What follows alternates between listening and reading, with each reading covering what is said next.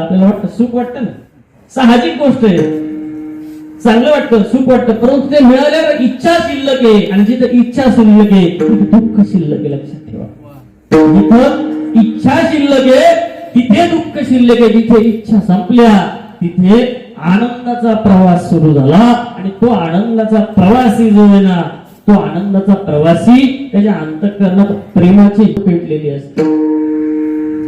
खरा तो एकची धर्म जगाला प्रेम पावे, जगी जे तीन पद दलित, जगी जे हीन अति पतित, तया जाऊन उठवावे, जगाला प्रेम अर्पावे.